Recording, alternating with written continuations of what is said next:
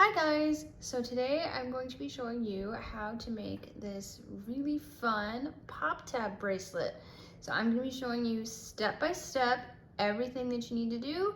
So let's get started. First off, you are going to need a bunch of pop tabs, and you want to make sure that they don't have this little part on them. And if they do, you can just break that off. You might need to use some pliers to get rid of it, but this could cut you if you leave it on there. So you want to make sure you've gotten rid of all of those. And next, you're going to need some plastic string like I have here. So you can get this at Hobby Lobby or Walmart.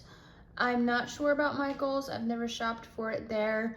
But my personal preference is Hobby Lobby because it comes in more variety of colors. So you can get it on a roll, or you can buy it on a little spool like this. And it usually comes with like 5 or 6 different colors per package. And it'll often come with 2 spools of each color. So this color that I'm going to be using today is glow in the dark pink, which is super fun. And yeah, so let's go ahead and get started. So to cut the right length, you will need to wrap the string around your wrist 13 times, and that is how you will have the right length for this bracelet. And it may feel like a lot at first, but it's gonna get folded in half to actually make the bracelet. So it's gonna end up being just the right amount, and it's always better to have a little more than you need than to not have enough. Now, if you are coming from my Etsy shop where you bought a kit for this, and I will have sent you this link, then no need to worry because I will have used the wrist measurement that you sent me to cut the right length. So you will just use the length of string that was included in your kit. So let's go ahead and get started with the actual bracelet. So first thing you want to do is line up the string because we're going to fold it in half, and we want to have it even. So you're kind of going to pull it taut and find the halfway point. And then you're going to kind of pinch it there. And then you're going to have the 2 little ends. Now you want the ends to be relatively even. Like if they're like that, it doesn't really matter, but you want to make sure that they're never like that. They need to be pretty much even, otherwise you'll run out of 1/2 before you're really done with the bracelet, and that's not good. So now we're going to take a pop tab, and you're going to put the ends 1 through each hole. You can kind of see here that I've done that, and then you're just going to pull it all the way down to the end here. And it doesn't really matter whether you have the pop tab facing this way or this way. You just want to keep all of the pop tabs going the same direction as you continue the bracelet. I suppose you could alternate them like every other one if you wanted to flip them, but you would need to have at least every other one or some sort of pattern to it so that it looks like you did it on purpose and not by accident. Now, the next step, this is where it's going to get a little tricky. You want to line up the next pop tab, and you're going to do you'll notice there's like a good side and a bad side. You want the bad sides together just so that no matter what direction you have it, it will look nice. So we're going to line up the pop tabs, and then you'll notice here that you have 3 holes. You have the hole you initially put the string through, you have this hole here, and then you have the hole in the middle where the 2 pop tabs intersect. So this is like a Venn diagram, And this is the hole you want to put the string through. Not this one, and obviously not this one, because you'd just be removing the string at this point. And I'm really trying to impress this concept because this is where I screwed up the first time I made one of these. This might not be difficult to grasp for everybody, but my first one of these that I made, I kept messing up, and what I ended up doing was just putting the string through this one, which looks okay at first, but let me show you what happens if you do. So you put the string just through here. It looks good for now.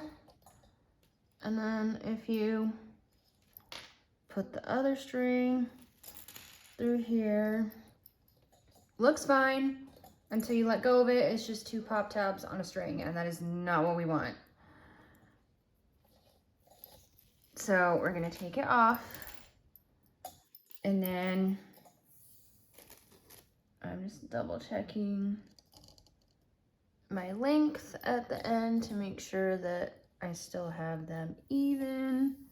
Okay, so now we're gonna line this up again. And then what we're gonna do is we are going to thread the string up through the center circle, through that little Venn diagram where the holes intersect. See? And then we're gonna do the same on the bottom.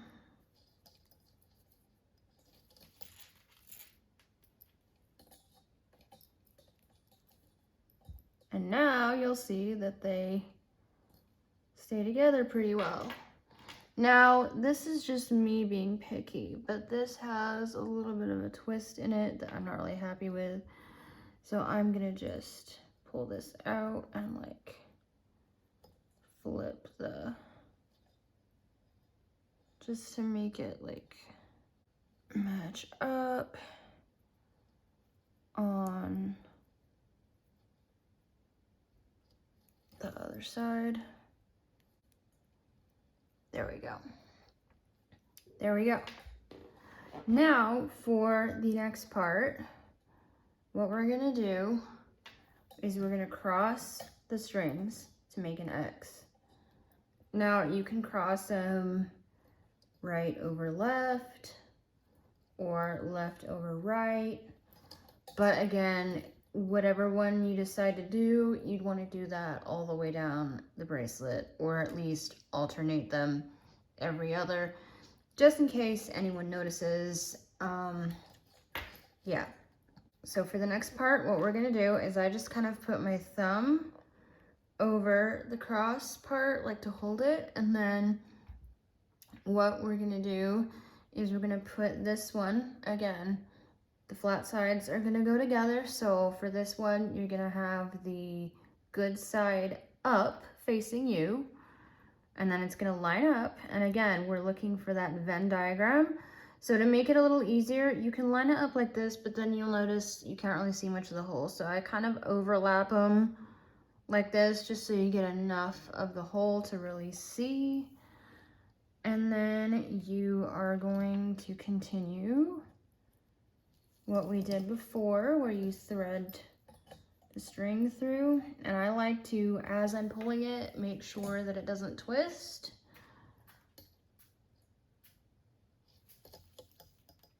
If you heard that, that was just my birds sneezing in the background. And then here you go, you have your little X. And then if you want to add the pop tabs, you can flip it over so you're always adding the same direction. But I find it simple enough to just keep it this way. So I'm gonna do a couple more, and then I'm gonna show you what it looks like on the back.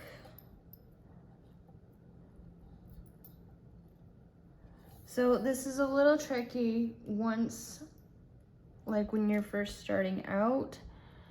But once you get the hang of it, it's pretty much smooth sailing. Now, you'll need to have a lot of pop tabs. You'll need to have at least 30, but it really depends on the length of your wrist. So I will have included plenty with the kit. And if you have extras, you can do whatever you like with them. So here we go. This is what it looks like so far. We have 2 X's. Now on the back, we just go straight across. Now you could do X's on the back too, but I think, I've never really done that, and I think it would just use up more string. So I think it looks nice to just have the X's over here and to have it just straight over here. So now that we've gone a little ways and you have a pretty good idea of what we're doing, I am going to finish this off camera. I'm gonna get it as long as I need for my wrist, and then I'm gonna come back once it's mostly done and I'm gonna show you how to tie it off. So I will be back in a few minutes. Okay, so we are back, and I've used about 28 pop tabs for this. I have a pretty skinny wrist though, so you'll need to adjust based on your preferences. So I do have some excess string, and that's totally fine. I just like to make sure that I have enough so that I don't run out, and I can always use the leftovers to make earrings or whatever. So I do recommend stopping like partway through and, you know, trying this and making sure you feel like it's going to fit. Now, one thing I will say is this cord is a little bit stretchy. It does have some give. So that's why I'm using this type of material. I wanted to clarify in case you've seen other tutorials of this. There was one that used like the colorful craft string for friendship bracelets. I don't think there's anything wrong with that necessarily. It's just very thin and it doesn't stretch. And I feel like it's maybe a little less durable. It could wear out and it could break. The tutorial I'm thinking of also, if I remember correctly, specifically said you need 30 pop tabs, which depending on how big around your wrist is, you might need more than that, or he might have said 15. I don't know, but the number he said didn't make sense because I have a really skinny wrist, and whatever amount he said did not work for my wrist. So you need to use the amount of pop tabs that you need for your wrist and not go with anybody being like, here's how many you need. Like, no, you need to figure out how many you need based on your wrist. I'm just showing you how many I used for the size of my wrist, but I have an unusually skinny wrist. So there's that. But now on to the next and final portion. I'm going to show you guys how to tie this off. Now, what makes this easier to do, you'll notice I've got, at where we started, I've got the right side facing up toward me, and then at the very end, my last pop tab has the bad side facing up. And you could have one more right here and have them like matching, but it's easier to tie off and make it look seamless if you do this, because then they can just line up and this looks like the next one in the line, if you know what I mean. So we're gonna do it like this, and what we are gonna do is we're gonna do an X like we've been doing, and then we're going to loop this around, and then we're going to thread through the little Venn diagram again like we've been doing, and we're gonna pull it tight.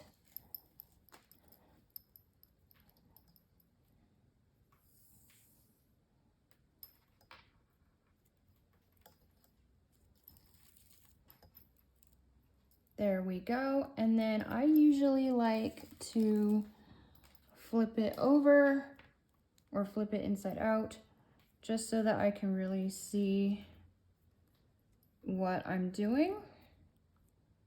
And then what we'll do here is we will do this. So you'll notice, of course, we've already got string going through this hole. We're going to be doubling up a little bit. This is gonna really help because you'll see it's still kind of, like if we tied it right there, it wouldn't really be as nice. It'd still be a little flappy. So we're gonna really make sure that this is secured. So we're just gonna do straight like we've been doing. So it's kind of gonna line up with what's already there. And tying these off is tricky. It actually took me a while to really perfect how to tie this off. It was kind of like hit or miss every time and trying to figure out how to make it look good and stuff. So hopefully I've gotten it down to a science that is easy for you guys to understand. Now we're gonna flip it back over.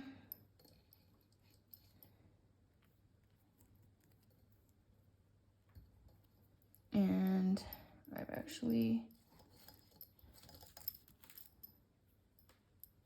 done this not quite right. I went a little too far over.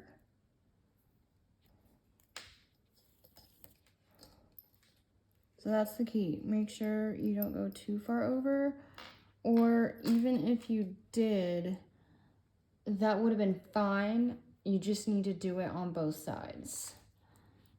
Now we're gonna flip it back, and then just for some extra security, we're gonna do another cross, and then we're gonna feed it back through right here. Hopefully you guys can see this. It's a little bit trickier because the hole already has the string going through it from earlier.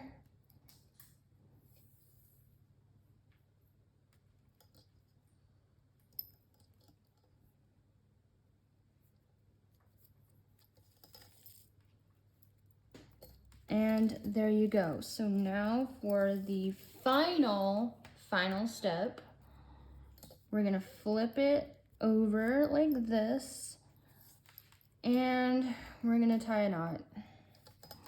So just do like you're gonna kind of do right over left and through, and then I'm gonna do left behind the right one and go through. Because if you don't do these knots correctly, it can just come right undone. You have to do like an actual square knot instead of like, if you knot in the same direction twice, then it will just come undone. Versus an actual square knot, say right over left and then left over right, it will stay put. So I'm just gonna double up just for security purposes.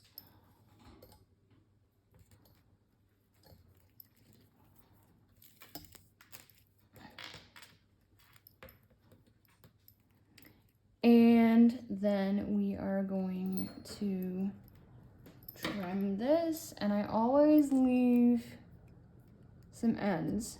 Not very much, just like a ½ inch or something, just in case, because it's a lot less likely to actually come undone than if you were to cut it like right there, if you know what I mean. So now we're gonna flip it back, because personally, and this is up to your personal choice, but I like to have the X's showing when I wear this, but you can always flip it and wear it this way If you know for a fact that you plan on wearing it this way, you can plan ahead so that the knot will be on the side with the X's if you don't want that to show.